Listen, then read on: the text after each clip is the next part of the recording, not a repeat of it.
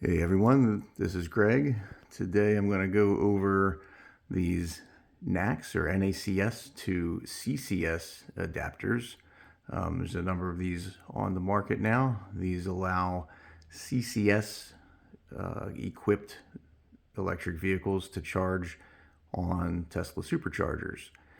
And in the future, also on other networks as they move to the NACS style plug instead of CCS. This currently only works for a handful of manufacturers, but pretty much all manufacturers have agreed to switch. So if they don't currently, they will in the future. So first we have the official Tesla adapter. It's relatively small. This is your release button on top.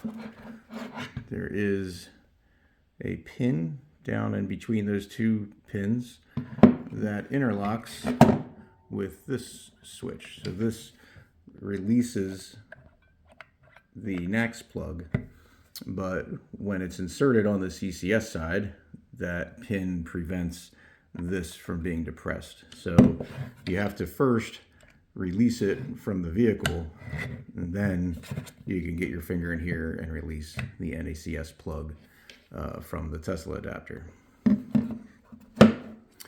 This is the Lectron adapter. As you can see, it is larger than the Tesla adapter. This one can work either way. This has a switch on the bottom and a switch on the top.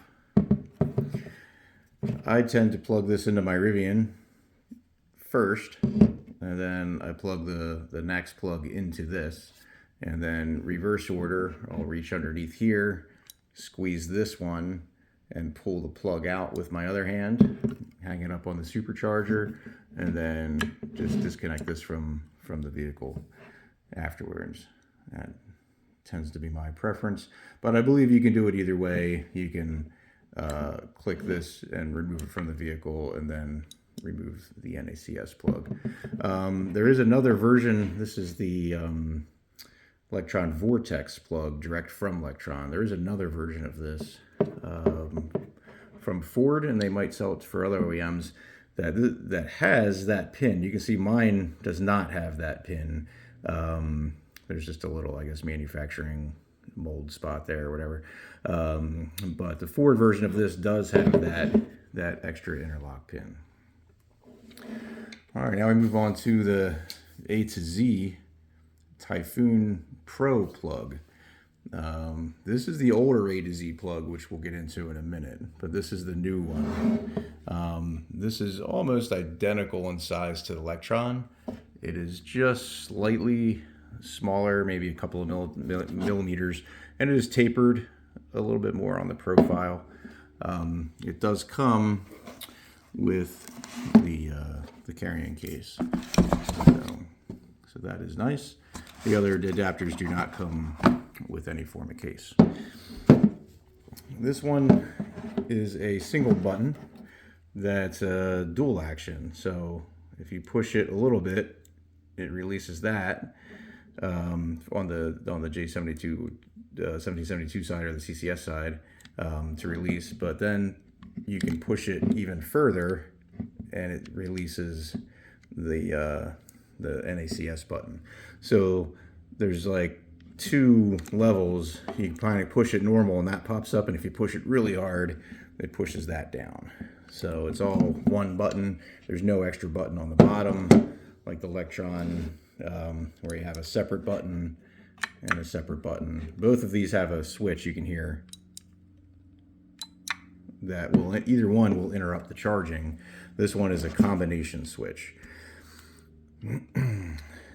So that is how that. The directions for this plug do say to do the same as I described with the Lectron, is to put it into the vehicle first, plug the NACS side in, and then disconnect the NACS and then disconnect it from the vehicle.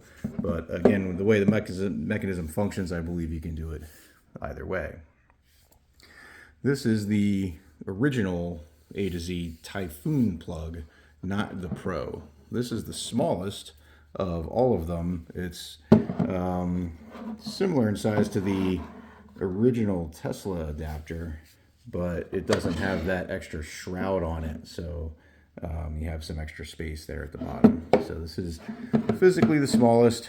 They're all fairly robust feeling. They have some heft to them because the metal inside is all fairly thick to handle the amperage required. This one you can probably only buy used at this point. A2Z is no longer selling it. The NACS plug is locked in with this little slide switch, and this is the absolute worst part of the adapter. This basically makes it unusable. This slide switch is very difficult to use. I've never used this plug successfully on my first try. I've always had to go back and push the connector in a little harder, move the switch a little harder, slide it back and forth a couple of times. I even have two of these.